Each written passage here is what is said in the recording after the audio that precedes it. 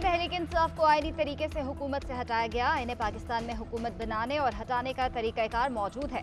Chairman PTI के साजिश से मुतालिक बयानिए पर यकीन नहीं किया जा सकता। वो अमरीकी साजिश के बयानिए से खुद पीछे हट गए। निगरान वजीर आजम अनवारुल हक काकड़ का तुर्क मीडिया को इंटरव्यू इंतखाबात से मुतालिक बोले, हम इंतखाबी अमल में दाखिल होने जा रहे हैं। यकीन दिलाता हूँ कि इंतखाबात साफ और शफाफ होंगे। निगरान हुकूमत किसी सियासी जमात या गिरोह की हिमायत नहीं करेगी। मुल्क में पुरअमन एहतजाज की हर सियासी जमात को इजाज़त है, मगर किसी को पुरतशद्दुद सरगर्मियों की इजाज़त नहीं दी जा सकती। मजीद कहा, फौज एक मुनज़्ज़म इदारा है, मुख्तलिफ मौक़ों पर मदद लेना पड़ती है।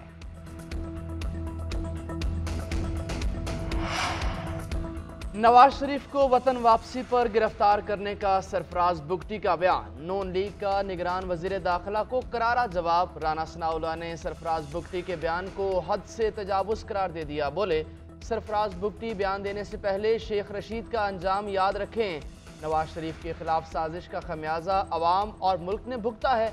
नवाज शरीफ ने 21 अक्टूबर को एयरपोर्ट से कहाँ जाना है, ये वजीर दाखिला नहीं, अवाम का फैसला होगा।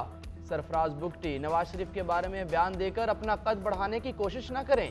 नवाज शरीफ की फिक्र छोड़ें, अपने काम पर तवज्जो दें। तर्जुमान नून लीग मरियम औरंगजेब ने कहा, सरफराज बुगटी जितना सियासी कद है उतनी बात करो। नवाज शरीफ ने एयरपोर्ट से कहाँ जाना है ये ना आपका मसला है ना आपका फैसला है। सरफराज बुगटी की पहले नवाज शरीफ को वार्निंग। नून लीग के सख्त रिएक्शन पर यू टर्न ले लिया। निजी टीवी को दिए गए इंटरव्यू पर निगरान वज़ीर दाखिला ने वजाहती बयान जारी कर दिया। कहा कि नवाज शरीफ की गिरफ्तारी से मुताल्लिक़ मेरे बयान को सियाक़ो सबाक़ से हट कर मीडिया में चलाया जा रहा है। मुझसे पूछा गया कि अगर कोई मुल्ज़िम बैरून मुल्क से आता है तो आपकी क्या तैयारी होगी, गिरफ्तारी की क्या तैयारी होती है। रियासत कानून के मुताबिक अमल करती है। नवाज शरीफ मुल्क के वज़ीर आज़म रहे हैं, उनके मामलात अदालतों में चल रहे हैं। वज़ारत दाखिला का अदालती मामलात में कोई अमल दखल नहीं है। निगरान हुकूमत का कोई सियासी एजेंडा नहीं, अपने मैंडेट के मुताबिक काम करेंगे।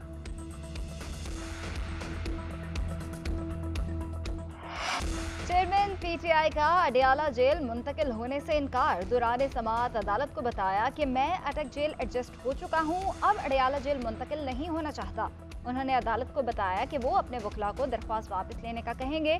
मीडिया से गुफ्तगू करते हुए वकील चेयरमैन पीटीआई लतीफ खोसा बोले, चेयरमैन पीटीआई ने कहा, जहां रखना है रखें, मुझे इसकी परवाह नहीं। एफआईए ने केस में आज चालान जमा नहीं कराया। चालान जमा करवा दिया जाता तो आज साइफर केस में चेयरमैन पीटीआई को जमानत मिल जाती। ऑफिशियल सीक्रेट एक्ट कोर्ट ने चेयरमैन पीटीआई के जुडिशियल रिमांड में 10 अक्टूबर तक तौसी कर दी। अदालत का एफआईए को जल्द चालान जमा कराने का हुक्म। जज अबुल हसनात ने अटक जेल में केस की समाअत की। उधर चेयरमैन पीटीआई की साइफर केस में दरख्वास्त जमानत समाअत के लिए मुकर्रर। Chief justice Islamabad high court 2 अक्टूबर को समाअत करेंगे। समाअत ओपन कोर्ट में होगी। अदालत का तहरीरी हुक्मनामा जारी।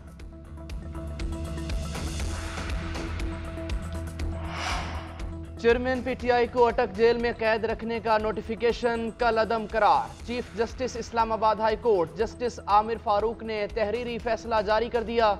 अदालत ने हुक्म दिया कि चेयरमैन तहरीक इंसाफ को अडियाला जेल मुंतकिल किया जाए। जेल में बेहतर कैटेगरी की सहूलियात फराहम की जाएं।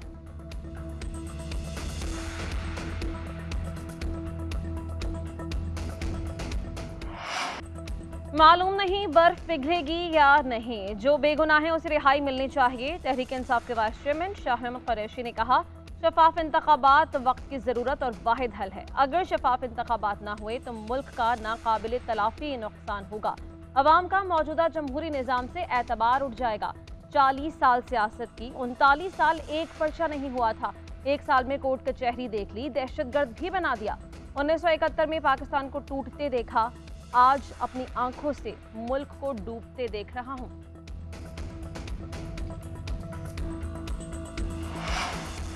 सुप्रीम कोर्ट में फैजाबाद धरना केस की समाअत से कबल बड़ी पेशरफ। इंटेलिजेंस ब्यूरो ने नजरसानी दरख्वास्त वापस लेने के लिए मुतफर्रिक दरख्वास्त दायर कर दी। मुतफर्रिक दरख्वास्त में अदालत से नजरसानी दरख्वास्त वापस लेने की इस्तदा।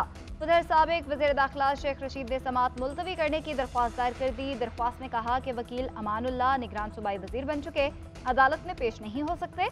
अदालत से दरख्वास्त है कि केस की समाअत मुलतवी करें।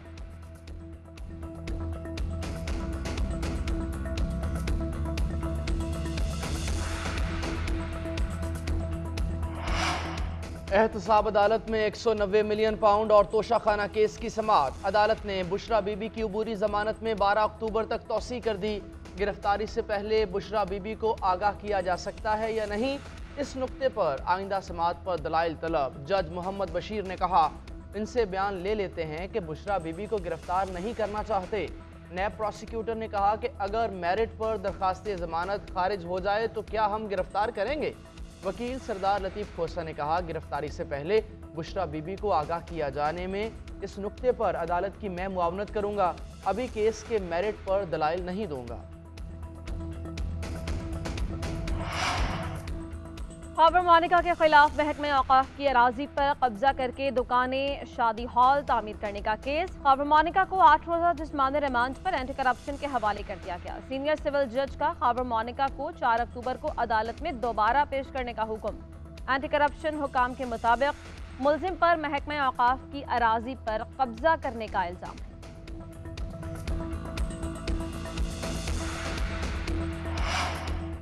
तरक्याती मंसूबों में मुबैना करप्शन की तहकीकात में बड़ी पेशरफ। लाहौर की एहतसाब अदालत ने मोनस इलाही के नाकाबिले जमानत वारंट गिरफ्तारी जारी कर दी है। परवेज इलाही के साहबजादे को इश्तिहारी करार देने की कार्रवाई अगली समाअत तक मुलतवी। चेयरमैन नैब ने मोनस इलाही के 11 अगस्त को वारंट गिरफ्तारी जारी किए। वो जानबूझकर रोपोश हैं, इश्तिहारी करार दिया जाए। नैब प्रोसिक्यूटर की अदालत से इस्तदा।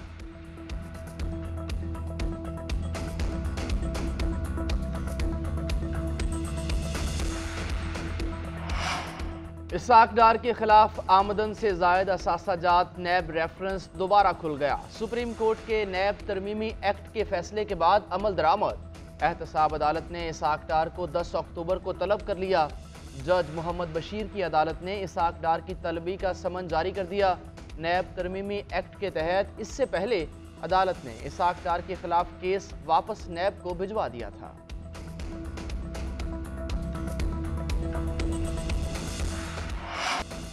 मुल्क भर से वेस्टर्न इंजेक्शन का स्टॉक कब्जे में लेने के लिए छापे। 2000 से जायद टीके कब्जे में ले लिए गए। रोशन फार्मा से वेस्टर्न इंजेक्शन का रिकॉर्ड हासिल कर लिया गया। उधर पंजाब हुकूमत ने नई 10 रुकनी तहकीकाती कमेटी तश्कील दे दी। वज़ीर सेहत पंजाब डॉक्टर जावेद अकरम तहकीकाती कमेटी के सरबराह मुकर्रर। वज़ीर आला पंजाब का 7 रोज़ में तहकीकात करके रिपोर्ट पेश करने का हुक्म। बुरेवाला में भी वेस्टर्न इंजेक्शन से मुतासरा मरीज सामने आ गए।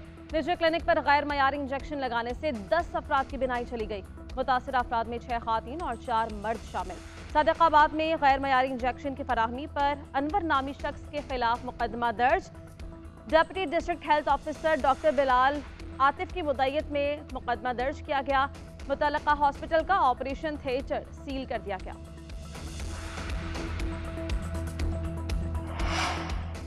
आंखों के जाली इंजेक्शन के बाद मरीजों को लगने वाले रिंगरलिक्टेड ड्रिप का स्कैंडल भी सामने आ गया। कसूर में मुकामी कंपनी ने मुबैना तौर पर आम पानी के रिंगरलिक्टेड डिस्ट्रिक्ट बाबा बुल्ले शाह हॉस्पिटल मुहैया की। एमएस ने ऑपरेशन थिएटर में रिंगरलिक्टेड ड्रिप के अंदर काई पर बोतल पकड़ी। एमएस डॉक्टर फारूक कहते हैं कि नाकिस ड्रिप में काई से मरीज की मौत हो सकती थी। निजी कंपनी के तमाम सप्लाई सील करके महकमे को आगाह कर दिया गया।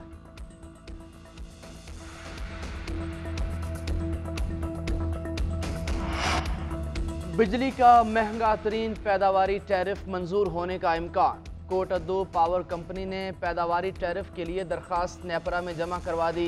28 रुपये 80 पैसे से 77 रुपये 31 पैसे फ़ी यूनिट तक टैरिफ की इस्तदा। पैदावारी टैरिफ में 5 रुपये 37 पैसे तक फ़ी यूनिट कैपेसिटी पेमेंट शामिल। नेपरा 3 अक्टूबर को समाअत करेगा। सीटीटी का मर्दान में ऑपरेशन भत्ताखोरी में मुलविस 2 दहशतगर्द गिरफ्तार दहशतगर्दों का ताल्लुक कलदम टीटीपी से है। डीआईजी सीटीडी इमरान शाहिद की प्रेस कॉन्फ्रेंस। कहा, गिरफ्तार दहशतगर्द जमान फैज और सईदुल्लाह अफगानिस्तान के रिहायशी हैं। ये नेटवर्क सियासतदानों को भी भत्ते की कॉल्स करने में मुलविस है। दहशतगर्द जिला मोहिमन में कार्रवाइयां करते थे। गिरफ्तार मुलजमान के साथ दीगर 71 साथी भी मौजूद हैं। गिरफ्तार दहशतगर्द ने एक साबिक सेनेटर और एमपीए को भत्ते की कॉल की थी। अफगानिस्तान के नंबर का सीडीआर निकालना मुश्किल होता है। मुलजिमान ने भत्ताखोरी के लिए व्हाट्सएप के 10 ग्रुप्स बना रखे हैं।